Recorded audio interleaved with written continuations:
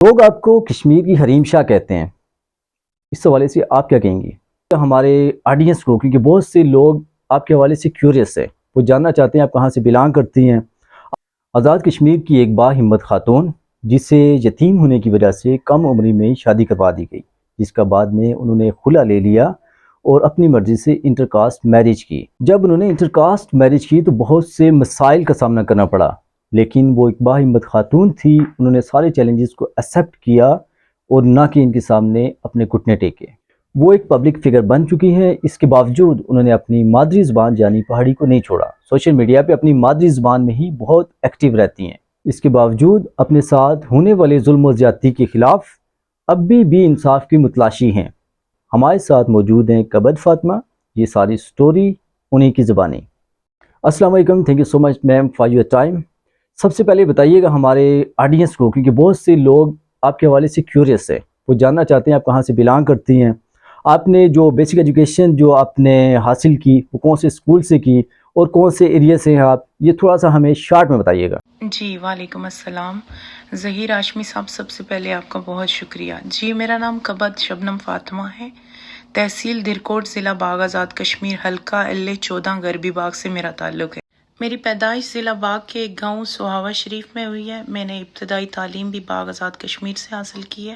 لوگ آپ کو کشمیر کی حریم شاہ کہتے ہیں، اس حوالے سے آپ کیا کہیں گی؟ مجھے حریم شاہ سمجھنے والے یا کہنے والے، یا مجھے ماروی سرمد کا کوئی ایجنٹ سمجھنے والے، مجھے میرا جسم میری مرضی کی پروموٹر سمجھنے والوں سے میں صرف اتنا کہوں گی کہ میں ایک اوپن مائنڈڈ، لبرل اور دقیانوسیت کے خلاف، فرسودہ روایات کے خلاف بغاوت کرنے والی ایک لڑکی ہوں۔ میری لائف بالکل کھلی کتاب کی طرح ہے۔ I am very transparent. مجھے کوئی ضرورت نہیں ہے کہ میں کوئی بھی لبادہ اوڑھ کے سامنے آؤں۔ میں جیسی ہوں بظاہر اور میں اسی طرح سامنے آتی ہوں جو میں ریئل لائف میں ہوں، جو میری سوشل لائف ہے۔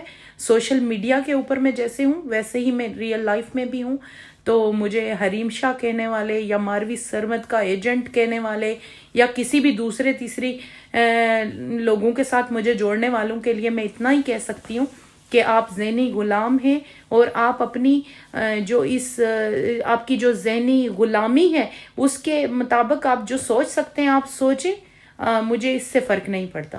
جیسے آپ نے بھی بتایا کہ آپ آزاد کشمیر کے ایک دور دراز علاقے سے بلانگ کرتی ہیں، اس کے باوجود آپ انٹرنیشنل ٹریول کرتی ہیں، کبھی آپ دبئی، کبھی ترکی، کبھی آذربائیجان اور ڈیفرنٹ کنٹریز میں آپ وزٹ کرتی ہیں۔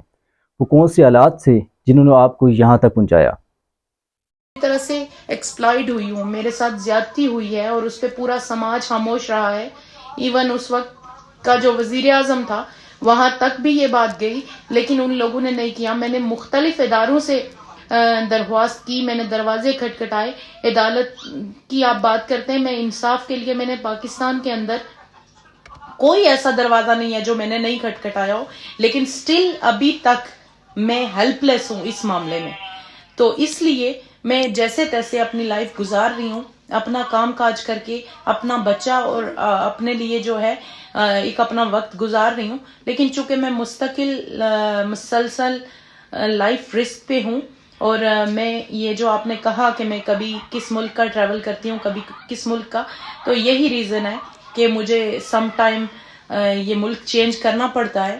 اس لیے کرنا پڑتا ہے کیونکہ میں جہاں بھی ہوں وہاں پہ مجھے ایسے مسائل ہوتے ہیں کہ میں وہاں سے ملک چینج کرتی ہوں۔ تو یہ ساری چیزیں ہیں ان لوگوں کی طرف سے اس دقیانوسیت کو للکارنا اور ان فرسودہ روایات کے خلاف بغاوت کرنے کی وجہ سے یہ سب چیزیں ہیں میرے ساتھ۔ میڈم، آپ نے ڈیفرنٹ کالمز میں یہ چیز مینشن کی ہے کہ آپ کو انٹر کاسٹ میرج کی وجہ سے بہت سے ایشوز کا سامنا کرنا پڑا۔ آپ کیا سمجھتی ہیں اس حوالے سے کہ کیا ایسی صورتحال میں صرف خواتین کو نشانہ بنایا جاتا ہے؟ بالکل، انٹر کاسٹ میرج کی وجہ سے ہی میں دیکھیں اسٹل آج تک اپنے گھر سے باہر ہوں۔ مختلف ملکوں میں مجھے جانا پڑ رہا ہے، اپنی جان بچانی پڑ رہی ہے۔ ایک مافیا، اس سے جان چھڑانے کے لیے مجھے در بدر بھٹکنا پڑ رہا ہے اپنے چھوٹے سے بچے کو لے کے۔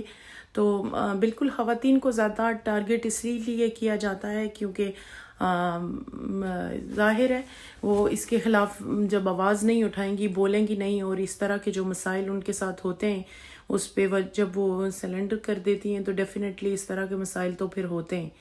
تو میرے حساب سے یہ ہے کہ اس کے لیے جو ہے جو معاشرہ ہے، جو سوسائٹی ہے، اس سوسائٹی کے جو لوگ ہیں ان کو سٹینڈ لینا چاہیے، کیونکہ یہ کوئی ایسا کوئی غیر شرعی عمل تو ہے نہیں کہ جس کی وجہ سے کسی بھی انسان کی لائف میں اتنے مسائل بنا دیے جائیں. کیونکہ میرے خیال سے میرج کی وجہ سے اتنے مسائل نہیں ہونے چاہیے جتنے میرے ساتھ ہوئے ہیں.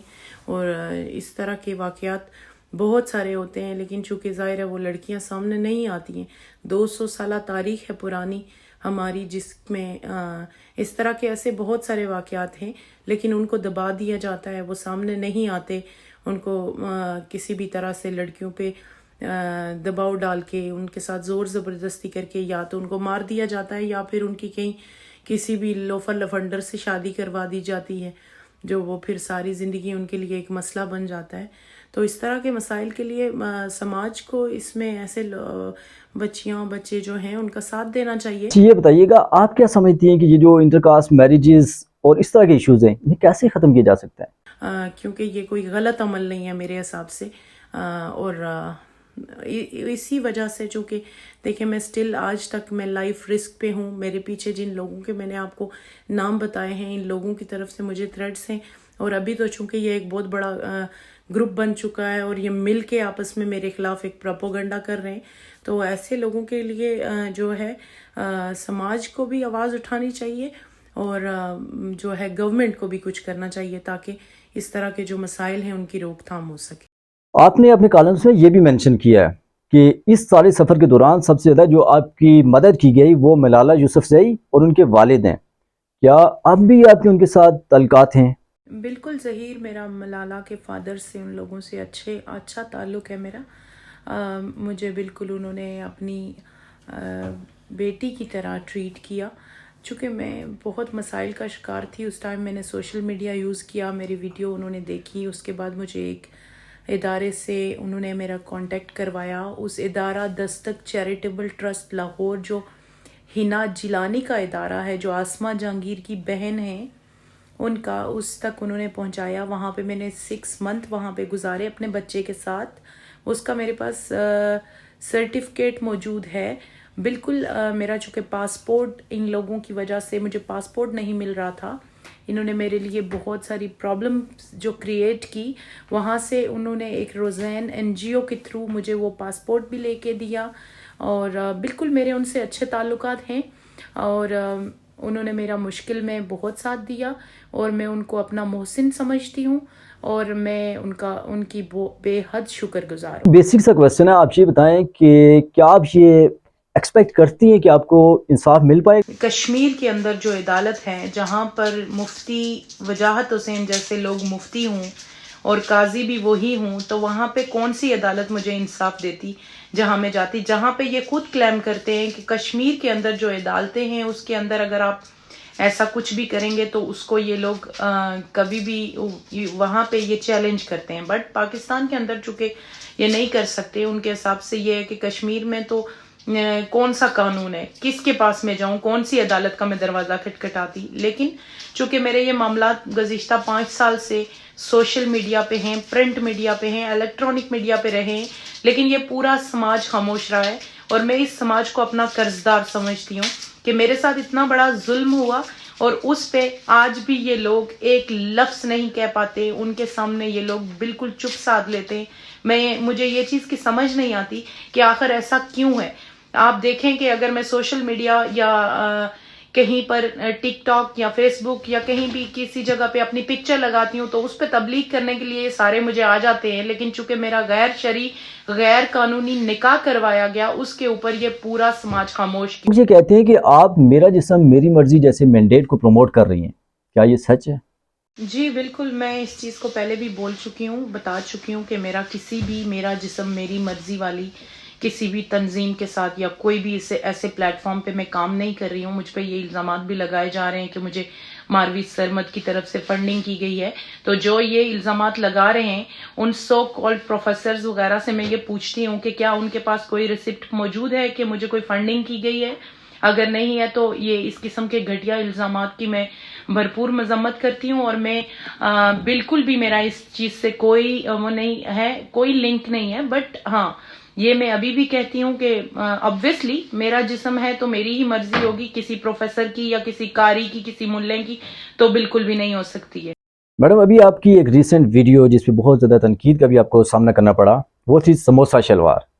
کیا آپ کو نہیں لگتا کہ آپ نے بہت یا اوور ریئیکٹ کیا اس میں، اور آپ کو ایسا نہیں کرنا چاہیے تھا؟ بالکل، میں نے سموسہ شلوار پہ جو ریئیکٹ کیا وہ میرا بالکل میرا بنیادی حق ہے. ایز اے ویمن میں نے یہ بات کہی ہے کہ کوئی بھی قوم پرست لیڈر ہے یا کوئی بھی مذہبی ملا ہے یا کوئی بھی مذہبی اسکالر ہے، اس کو یہ حق نہیں پہنچتا کہ وہ خواتین کی جو شلواریں ہیں یا ان کے لیبر پینس کو چوکوں چوراہوں میں ڈسکس کرے.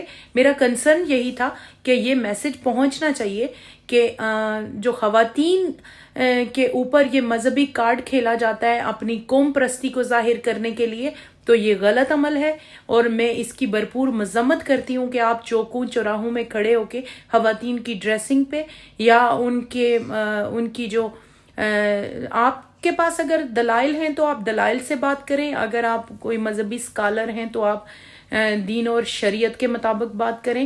یہ ضروری نہیں ہے کہ آپ ان کی پائنچے ڈسکس کرنا شروع کر دیں. ان کی مجھے یہ سمجھ نہیں آتی کہ اس طرح کے لوگوں کی جو نظر ہے وہ ہمیشہ خواتین کی شلوار سے شروع ہوتی ہے اور خواتین کی شلوار پہ ہی آگے رکتی ہے. تو یہ ذرا معیوب بات ہے اور اچھی نہیں ہے، اور اس پہ مجھے کوئی شرمندگی نہیں ہے. میں نے کوئی ایسی غلط بات نہیں کہی. اسی طرح ایک اور سوشل میڈیا ایکٹیوسٹ ہیں سردار صوبی، آپ نے ان کے پرائیویٹ میسیجز پبلک کر دیے، کیا یہ اخلاقی لحاظ سے ٹھیک ہے؟ دیکھیے، انہوں نے چونکہ میرے اگینسٹ انہوں نے بہت ساری ویڈیوز بنائی جو ان کی وال پہ موجود ہیں، اور اس میں انہوں نے یہ لوگوں سے ریکویسٹ کی تھی کہ مجھے بلاک کر دیا جائے، مجھے انفالو کر دیا جائے، اور مجھے بالکل بھی کسی طرح سے میرے ساتھ کنیکٹڈ نہ رہا جائے. تو ڈیفینیٹلی مجھے ایسا کرنا پڑا کہ ایک بندہ لوگوں کو تو یہ کہہ رہا ہے کہ مجھے بلاک کر دیا جائے اور مجھے انفالو کر دیا جائے، اور وہ خود میرے میسنجر میں میسیجز بھیج رہا ہے. تو اگر آپ دوسروں کو یہ تلقین کر رہے ہیں تو آپ کو خود بھی اس پہ عمل کرنا چاہیے. اس وجہ سے تھا. باقی کچھ فیک اکاؤنٹس چونکہ میرے نام کے بھی بہت بنائے گئے، تو اس طرح کے ان کے نام کے بھی فیک اکاؤنٹس بنا کے بھی میسیجز کیے گئے. بٹ جو میسیجز میں نے جو اسکرین شاٹ میں نے جو پبلک کیے ہیں وہ ان کے اوریجنل اکاؤنٹ سے آئے ہیں، اور اس کی وجہ سے میں نے ایسا کیا کیونکہ میری کردار کشی کی گئی، میرے بچے کو ٹارگٹ کیا گیا، اور یہ ساری چیزیں چونکہ جو صوبی بھائی ہیں ان کی طرف سے ہوئی، تو اس کے اگینسٹ جو میرا رد عمل تھا اس کی وجہ سے ایسا ہے. باقی میرا نہیں خیال ہے کہ جب آپ کسی کو اس چیز کے لیے آپ اتنی بڑی ویڈیوز بنا سکتے ہیں اور ان کو یہ لوگوں سے یہ ریکویسٹ کر رہے ہوتے ہیں، تو پھر آپ کو بھی اس پہ خود بھی عمل پیرا ہونا چاہیے، تاکہ دوسرے بھی پھر آپ کو دیکھ کے یہ سوچیں کہ ہاں ٹھیک ہے، یہ بندہ جو ہے جینون ہے اور یہ ہمیں ایک میسج دے رہا ہے، تو ہم اس کے میسج پہ غور کریں اور اس پہ عمل کریں. لاسٹ میں آپ جو دیگر خواتین ہیں ان کے لیے کوئی میسیج دینا چاہیں گے آپ؟ بالکل، میں خواتین کو یہ پیغام دینا چاہتی ہوں کہ کوئی بھی ڈومیسٹک وائلنس ہے یا کسی بھی عورت کے ساتھ کوئی بھی زیادتی کی جاتی ہے تو اس پر جو خاموش رہتی ہیں آپ، اسی کی وجہ سے آپ کے ساتھ مزید مسائل خراب ہو جاتے ہیں. آپ یہ کوشش کیجئے کہ آپ کے ساتھ جو ظلم اور زیادتی ہو رہی ہے اس کے خلاف آپ بھرپور آواز اٹھائیں، کسی سے بھی ڈرے بنا آپ اپنے حق کے لیے لڑیں، اور یہ آپ کا رائٹ ہے کہ آپ اپنے حقوق کے لیے بات کرتے ہیں، اس کے لیے آواز اٹھاتے ہیں. اس میں کوئی معیوب بات نہیں ہے کہ آپ اپنے حق کی بات کریں گے اور لوگ آپ کے لیے اس قسم کی باتیں کرتے ہیں، آپ کو پریشان کرتے ہیں، آپ کے اوپر ڈومیسٹک وائلنس ہوتا ہے، وہ کسی بھی صورت میں ہے، چاہے وہ گھریلو تشدد ہے، چاہے وہ شادی کے معاملات ہیں، چاہے وہ آپ کی تعلیم کو لے کے معاملات ہیں، کسی بھی حوالے سے کیا جاتا ہے تو وہ ایکسیپٹ نہیں کریں گے آپ، تو ہی آپ کے لیے آسانی ہوگی. ادروائز جو میرے خیال سے ظلم سہنے والا جو ہوتا ہے وہ بھی ظالم کے برابر ہی ہوتا ہے. میرے حساب سے یہ ہے کہ جب تک آپ پہ ظلم بند نہیں ہوتا، جب تک آپ اس کے خلاف اٹھ کھڑے نہیں ہوتے. اور اس کے ساتھ ساتھ میں متعلقہ اداروں سے اور گورنمنٹ آزاد کشمیر اور پاکستان کی گورنمنٹ سے بھی یہ درخواست کرتی ہوں